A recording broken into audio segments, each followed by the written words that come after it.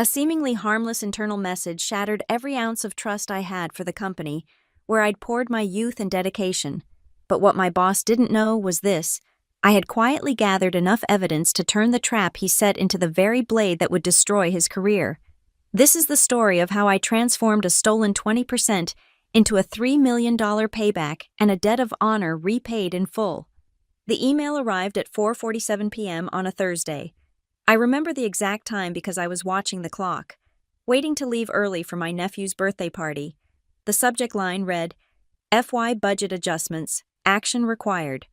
My cursor hovered over it for a moment. Something in my gut twisted. My name is Vanessa Clark.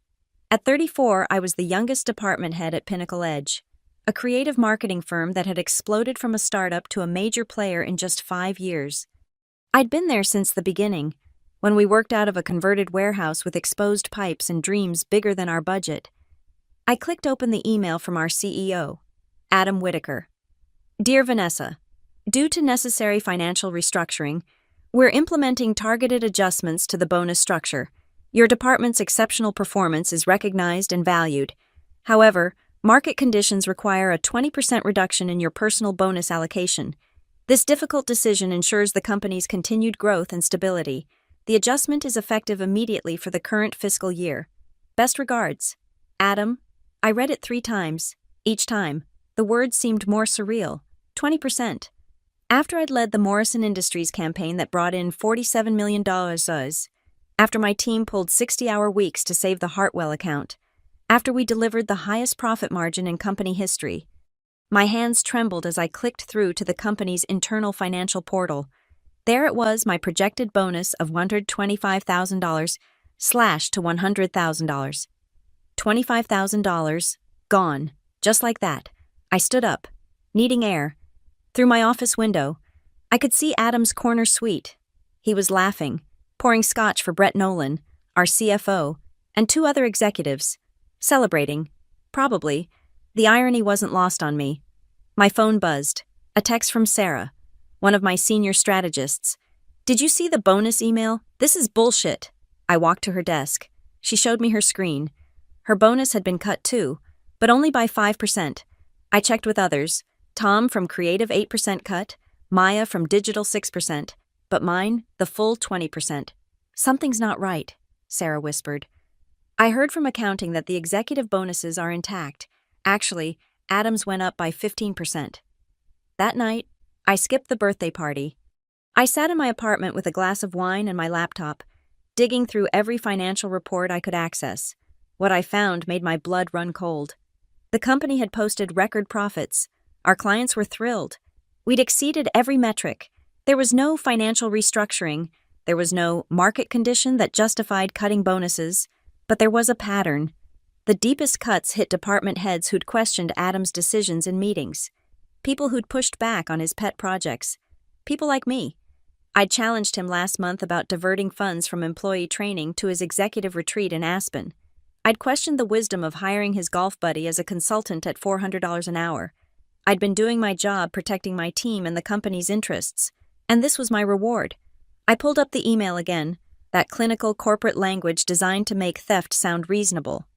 Targeted adjustments. Difficult decision. The words of a man who'd looked me in the eye that morning and complimented my leadership. My phone rang. Mom calling to ask why I'd missed the party. I let it go to voicemail. How could I explain that I was sitting in the dark, calculating how many months of rent that stolen $25,000 represented, how many student loan payments, how much of the down payment on the condo I'd been saving for? But it wasn't about the money, not really. It was about the principle, the betrayal, the sheer arrogance of thinking he could rob me in broad daylight, and I'd just accept it. I opened a new document on my laptop and typed, evidence. Because if Adam Whitaker thought he could steal from me and walk away clean, he was about to learn how wrong he was. The email had been the first shot, but this war. It was far from over. The wine glass caught the light from my laptop screen as I raised it in a mock toast to the empty room. Here's to you, Adam, I whispered. You just made the biggest mistake of your career. Sleep didn't come that night. Instead, I found myself reconstructing the past year like a detective revisiting a cold case. Every interaction with Adam, every strange request, every moment that had felt slightly off, but I'd dismissed as corporate politics, now, under the harsh light of betrayal. Those moments revealed their true shape. It started 8 months ago. Adam had begun requesting strategic briefings on my department's client relationships. Nothing unusual there, except for the frequency and detail he demanded: budget breakdowns, profit margins, even personal notes about client preferences. "I need to see the full picture," he'd said, flashing that practiced smile. "You understand, Vanessa, transparency makes us stronger." I'd complied. Of course I had. That's what good department heads do. They share information. They trust their leadership. But then came the budget reallocations. Small at first. A few thousand here, transferred to operational efficiency improvements. Another chunk there, marked for executive strategic initiatives, always with Adam's signature, but often referencing conversations we'd never had, decisions I'd never agreed to. I pulled up my archived emails, searching for patterns. There it was, a forwarded thread from 6 months ago, where I'd questioned a $50,000 transfer from my department's innovation fund to something called Project Lighthouse. Adam's response had been swift and dismissive. "Vanessa, I'm disappointed you're not seeing the bigger picture. Project Lighthouse benefits everyone. Trust the process." Project Lighthouse. I searched our internal systems. No official project by that name existed, but there were invoices, catering bills for executive dinners, first-class flights to conferences where only Adam and his inner circle attended, a $15,000 team-building weekend at a resort in Napa. My stomach churned as I dug deeper. The trail wasn't just suspicious, it was damning. Expense reports showed Adam's corporate card charges had tripled in the past year. Meanwhile, my team's requests for new software, training programs, and higher requisitions were denied due to budget constraints. I called Tom Chen, who'd left the company 3 months earlier. He answered on the second ring, even though it was past midnight. "Vanessa, everything okay?" "Tom, why did you really leave?" A long pause. "You're calling me at 12:30 a.m. to ask this. Something happened. My bonus, cut by 20%, but I'm finding things. Tom, financial things. Did Adam ever—" "Stop." His voice was sharp. "Not over the phone. Can you meet tomorrow early, before work?" We met at a diner downtown at 6 a.m. Tom looked tired, older than his 38 years. He stirred his coffee methodically, choosing his words. "I left because I found out my department's surplus was being redirected. 3 years of careful budgeting, saving money for my team, and it was going into what Adam called discretionary executive funds. When I confronted him, he made it clear my career at Pinnacle Edge was over if I pushed it." "Why didn't you fight?" Tom laughed bitterly. "With what he's CEO, Brett backs him on everything. The board loves him because profits are up. I had a mortgage, kids in school. I couldn't risk it." "How many others?" "That I know of, at least 6 who've left, maybe more who are still there, keeping quiet." He leaned forward. "Vanessa, be careful. Adam's not just greedy, he's smart. He keeps everything just barely legal, unethical as hell, but legal." I drove to work in a daze. Every familiar face in the hallway looked different now. Who else knew? Who else was being stolen from who was complicit in my office? I pulled 3 years of financial records. The pattern became clearer with each spreadsheet. Department surpluses vanished into vague executive funds. Employee bonuses shrank while executive compensation bloomed. Training budgets gutted while entertainment expenses soared. But it was a markdown file hidden in a shared drive that made everything click. Meeting notes from an executive session I wasn't supposed to have access to. The timestamp showed Brett had accidentally saved it in the wrong folder. "Adam, we need to manage the high performers carefully. Too much pushback on spending. Suggested approach, moderate bonus cuts for those who challenge decisions. Keep them hungry but not desperate enough to leave." Vanessa Clark mentioned specifically. Brett agreed. 20% should send the message without triggering legal questions. I read it 5 times. They'd planned this. Discussed me by name. Calculated exactly how much they could steal without pushing me to quit or sue. My desk phone rang. Adam's extension. "Vanessa, could you join me in the conference room? Want to discuss your concerns about the bonus adjustment?" I looked at the markdown file still open on my screen. then at the pile of evidence I'd been assembling. "I'll be right there," I said, my voice steadier than I felt. But first, I forwarded everything to my personal email. Then I opened my phone's recording app and slipped it into my pocket. If Adam wanted to discuss my concerns, he was going to get more than he bargained for. The war had begun, and I was finally understanding the battlefield. The conference room meeting with Adam was a masterclass in corporate gaslighting. He sat across from me, hands folded, expression radiating false concern. "Vanessa, I sense you're upset about the bonus adjustment. I want you to know it wasn't personal." I nodded, playing along. "I understand. It's just surprising given our department's performance. Sometimes leadership requires difficult decisions," he said, launching into a rehearsed speech about market volatility and long-term sustainability. I let him talk, my phone recording every word from my pocket. That meeting marked the beginning of my transformation from victim to hunter. Over the next 6 weeks, I became someone I barely recognized. By day, I was the same dedicated department head, running meetings and delivering results. By night, I was building a case that would make any prosecutor salivate. I started with technology. A friend from college worked in digital forensics. Over drinks, I casually asked about data recovery and email tracking. "Hypothetically," I said, "if someone wanted to document financial irregularities at work, what would you recommend?" She raised an eyebrow but played along. "Hypothetically, screenshot everything. Save original files, not copies. Document metadata. Email yourself from work accounts to establish timestamps. And for God's sake, check if your state allows single-party consent for recordings." California did, which meant every conversation I recorded was admissible. I became obsessed with Adam's calendar, tracking his movements like a wildlife photographer stalking prey. Executive lunches were gold mines. Adam and Brett would return from their liquid lunches loose-lipped and careless. I scheduled urgent presentations for those afternoons. My phone recording from my blazer pocket. The breakthrough came during a budget meeting in week 3. Brett was presenting Q4 projections. Slightly drunk from lunch, he accidentally pulled up the wrong spreadsheet, revealing a hidden tab labeled Discretionary Redistribution. "Shit," he muttered, clicking away quickly, but not before I saw my name, and Tom's, and a dozen others, with percentages next to each. That night, I stayed late. The building was empty except for security. I knew Brett's password habits from years of IT complaints about him using variations of his dog's name. It took 6 tries before Baxter 2024 worked. The full spreadsheet was a smoking gun.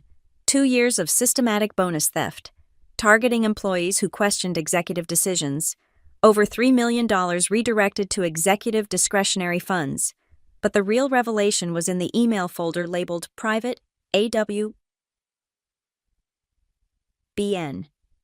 I photographed everything with my phone, my hands shaking, email after email discussing how to structure the theft to avoid detection, jokes about employees being too naive to notice, references to offshore accounts and shell consulting companies. One email from Adam made my blood freeze. "Brett, make sure the Clark reduction stays at 20%. She's getting too vocal. Need to remind her who's in charge without triggering her to leave. She's too valuable to lose. Just needs to be managed." Managed, like I was livestock. I started building alliances carefully. Sarah from my team had noticed discrepancies too. Malik from IT had been asked to alter database entries.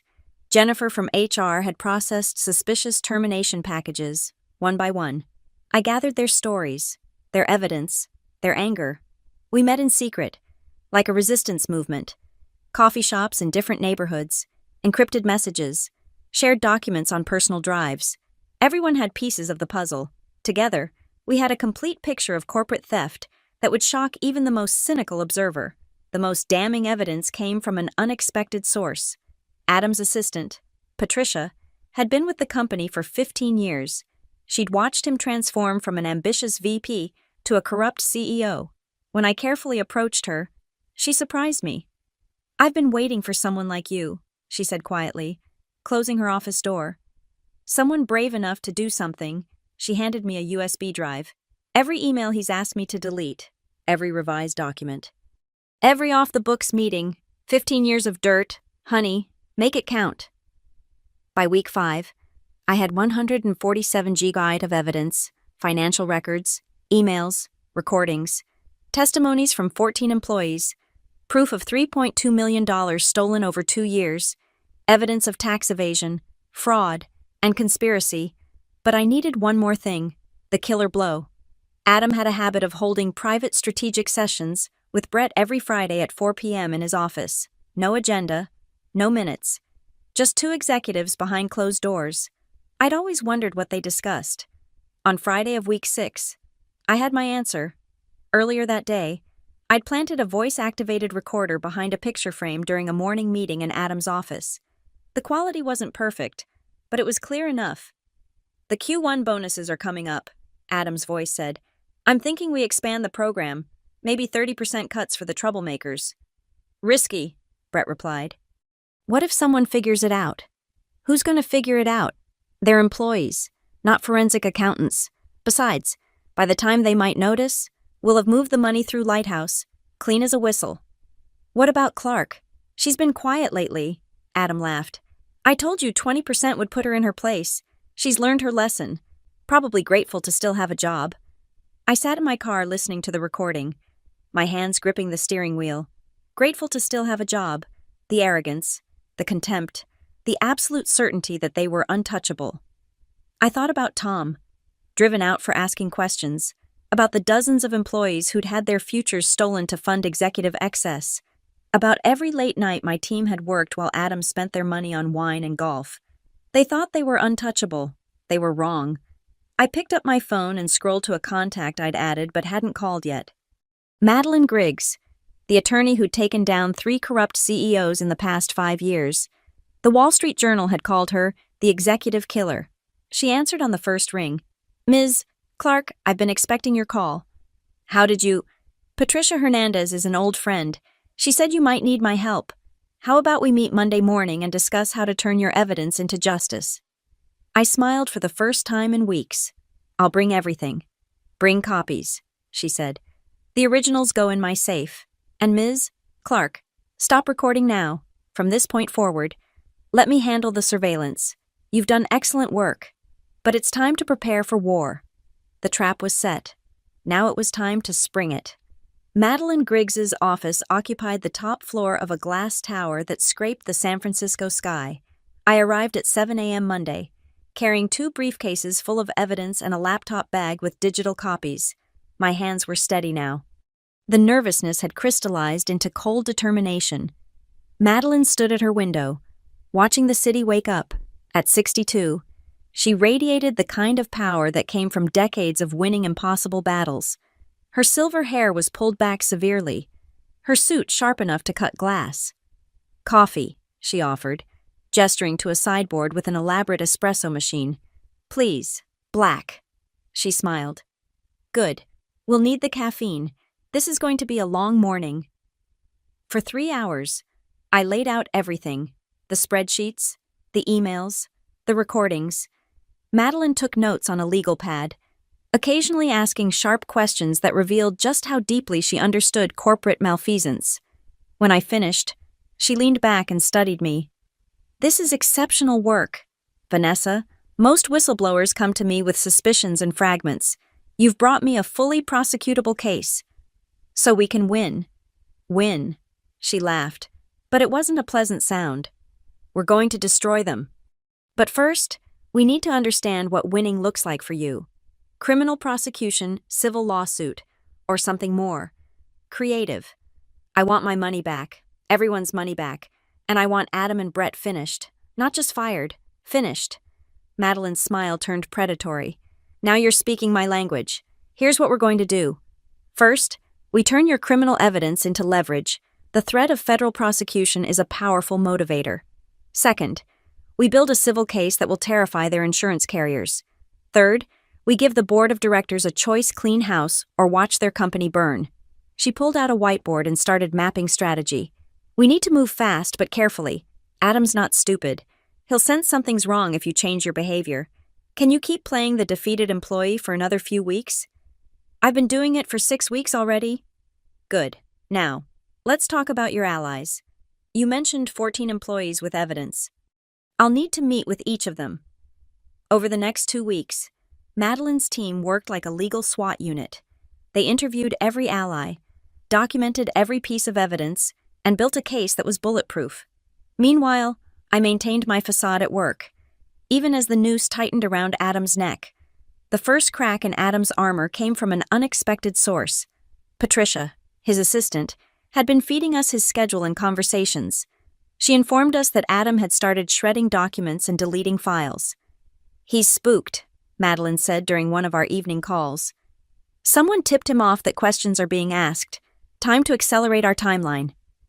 We needed one final piece proof that the money hadn't just been stolen but had been moved offshore. Malik from IT had traced suspicious transfers but couldn't access the final destination without administrative privileges. That's when Jennifer from HR provided the breakthrough. I processed a consulting contract last year for a company called Lighthouse Strategies. No deliverables, no personnel, just monthly payments of $200,000. The authorization came directly from Adam. Madeline's investigator took that thread and pulled. Within 48 hours, they'd unraveled a web of shell companies leading to accounts in the Cayman Islands. The $3.2 million we'd documented. It was sitting in accounts controlled by Adam and Brett. "This changes everything," Madeline said, her voice electric with excitement. "This isn't just theft. It's tax evasion, money laundering, and fraud. Federal crimes with mandatory sentences." We assembled our strike team for a final meeting, 14 employees, 2 attorneys, and a forensic accountant. The conference room at Madeline's firm felt like a war room. "In 72 hours, Madeline announced, "we're going to detonate a bomb in Pinnacle Edge's boardroom. Everyone in this room has risked their career to get justice. I promise you, that risk is about to pay off." She laid out the plan. We'd hit them from 3 directions simultaneously. The criminal evidence would go to the FBI and IRS. The civil lawsuit would be filed in Superior Court. And most importantly, a comprehensive package would be delivered to Evertrust Partners, the private equity firm that owned 60% of Pinnacle Edge. "Evertrust has zero tolerance for executive malfeasance," Madeline explained. "They've fired CEOs for far less than what Adam and Brett have done. When they see evidence of their executives stealing millions and exposing the company to federal prosecution, they'll act swiftly." Sarah raised her hand. "What about retaliation? Adam's vindictive. He'll try to destroy anyone involved in this." Madeline smiled coldly. "By the time Adam knows what's happening, he'll be too busy trying to avoid prison to worry about revenge. But yes, we're filing for whistleblower protection for everyone involved. Any retaliation will result in additional criminal charges." The room buzzed with nervous energy. After months of fear and anger, we were finally going to fight back. That night, I couldn't sleep. I stood at my apartment window, looking out at the city lights, thinking about everything that had led to this moment. The stolen bonuses, the lies, the contempt Adam and Brett had shown for the people who built their success. My phone buzzed. A text from Tom, who'd been following our progress from his new job. "Heard through the grapevine something big is coming. Good luck, Vanessa. Give them hell." I smiled. In 72 hours, Adam Whitaker would learn what happened when you stole from the wrong people. He'd taken 20% of my bonus. I was about to take everything from him. The next morning, I walked into Pinnacle Edge with my head high. Adam passed me in the hallway, giving his usual dismissive nod. "Morning, Vanessa. Hope you're having a productive week." "Oh, I am," I replied, matching his fake smile. "Very productive indeed." If only he knew that in his office safe, Patricia had photographed every document, that his secure emails were sitting on FBI servers, that his offshore accounts had been traced and frozen. The trap wasn't just set anymore. The prey had already stepped in it. They just didn't know they were caught yet. Tuesday morning arrived with unusual clarity. The fog that typically shrouded San Francisco had lifted, leaving the city bathed in sharp sunlight. I chose my outfit carefully. A black Armani suit I'd bought 3 years ago with my first substantial bonus, the one Adam had complimented at the company gala. Today, it would serve as armor. I arrived at the office at 8:15 a.m., 15 minutes before my scheduled confrontation with Adam. The plan was precise. Madeline had coached me extensively, provoke him just enough to get admissions, but not so much that he'd lawyer up before our evidence reached the board. Patricia gave me a subtle nod as I passed her desk. She'd unlocked Adam's calendar for this meeting under the pretense of urgent department concerns. Her hands trembled slightly as she typed. 15 years of loyalty, finally choosing the right side. I knocked on Adam's door at exactly 8:30. "Come in," his voice called out, distracted. He sat behind his massive mahogany desk, 3 monitors displaying various spreadsheets. The morning light caught the crystal awards lining his bookshelf. Company Leader of the Year, 3 times running, built on our stolen wages. "Vanessa," he said without looking up, "Patricia mentioned you had urgent concerns. Make it quick. I have a call with Singapore in 20 minutes. I closed the door behind me and remained standing.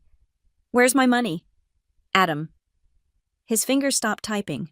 Slowly, he looked up, his expression shifting from distraction to calculation. "I'm sorry. My bonus, the 20% you stole. Where is it?" He leaned back in his chair, a practiced gesture of casual authority. "Vanessa, we've discussed this. The bonus adjustment was a necessary—" Stop. I placed a folder on his desk. I know about Lighthouse Strategies. I know about the offshore accounts. I know about the $3.2 million you and Brett have stolen from employees over the past 2 years. The color drained from his face, but he recovered quickly, too quickly. "I have no idea what you're talking about. These sound like serious accusations. Perhaps you should—" I opened the folder, spreading out printouts, email threads, spreadsheets, transfer confirmations. His eyes darted across them, and I saw the exact moment he recognized his own words. "Manage Clark carefully. 20% should send the message." "This is—" he started, then stopped. His usual smooth delivery fractured. "How did you—" "Get these doesn't matter. What matters is that I have them. We all have them. Every employee you've stolen from. Every person you've dismissed as too naive to notice." He stood abruptly, attempting to use his height advantage. At 6'2", he usually towered over me. Today, in my heels. I met his eyes directly. "You're making a mistake," he said, his voice dropping to a threatening register. "Whatever you think you've found, you're misinterpreting. Corporate finance is complex. You don't understand." "I understand perfectly." I pulled out my phone, showing him the recording app. "I understand that you and Brett discussed expanding the theft to 30% just last week. I understand that you've been laughing at us, calling us sheep too stupid to notice we're being sheared." His face flushed red. "You recorded? That's illegal. Corporate espionage. I'll have you arrested." "Single-party consent state. Adam, completely legal. Unlike tax evasion and embezzlement." The mask finally slipped completely. Gone was the polished executive. In his place stood a cornered predator. "You have no idea who you're fucking with," he snarled. "I built this company. I made you. Everything you have is because I allowed it. I can destroy your career with 3 phone calls. You'll never work in marketing again. I'll sue you for defamation, theft of proprietary information, breach of contract. I'll bury you in legal fees until you're begging for spare change." I smiled, actually smiled. Madeline had predicted this exact response, coached me on how to handle it. "Go ahead," I said calmly. "Make your calls, file your lawsuits. While you're at it, explain to the FBI why Lighthouse Strategies received $3.2 million for services that don't exist. Explain to the IRS why that money went unreported. Explain to Evertrust Partners why their portfolio company is about to be front-page news." He lunged forward, slamming his palms on the desk. "Get out. Get out of my office. You're fired. Security will escort you." "I don't think so." I gathered my papers carefully, maintaining eye contact. "You're not firing anyone. In fact, you're going to sit here and wait. Because right now, as we speak, packages are being delivered to the board of directors, to Evertrust, to the FBI, and to the IRS. Your house of cards is collapsing. Adam, the only question is whether you'll be under it when it falls." I turned toward the door, then paused. "Oh, and Adam, that bonus you stole. It was never about the money. It was about respect. You could have had my loyalty forever. Instead, you bought yourself a war." "Vanessa," his voice cracked. For the first time in 4 years, I heard fear in it. "Wait, we can discuss this. Work something out. I'm sure there's been a misunderstanding." "The only misunderstanding," I said, hand on the doorknob. Was yours? You misunderstood who you were stealing from. See you in court, Adam, or prison. Whichever comes first. I walked out, closing the door on his shouted threats. Patricia looked up as I passed, tears in her eyes, but steel in her spine. It's done, she whispered. It started, I corrected. In about 2 hours. Adam Whitaker's world ends. Make sure you're nowhere near him when it happens. I walked to my office with measured steps, packed my personal items into a box I'd brought for this purpose, and sent a single email to my team. Emergency meeting, conference room B, 10 minutes. My phone buzzed. Madeline. Packages delivered. Evertrust CEO wants emergency board meeting at 2 p.m. FBI acknowledged receipt. Well done. I looked back at Adam's office one last time. Through the glass. I could see him on the phone, gesticulating wildly, probably calling his lawyer. Too little. Too late. The first shot in our war had been fired. Now came the artillery. The emergency board meeting was scheduled for 2 p.m. But by noon, Pinnacle Edge felt like a building under siege. Word traveled fast in corporate environments, and the sight of FBI agents in the lobby that morning had set off alarm bells throughout the organization. I watched from my office as Adam and Brett huddled in conference rooms with lawyers who'd arrived in expensive suits and worried expressions. They'd tried to restrict access to financial systems, but Malik had anticipated this, backing up everything to secure servers days ago. At 1:30 p.m., my phone rang. Madeline.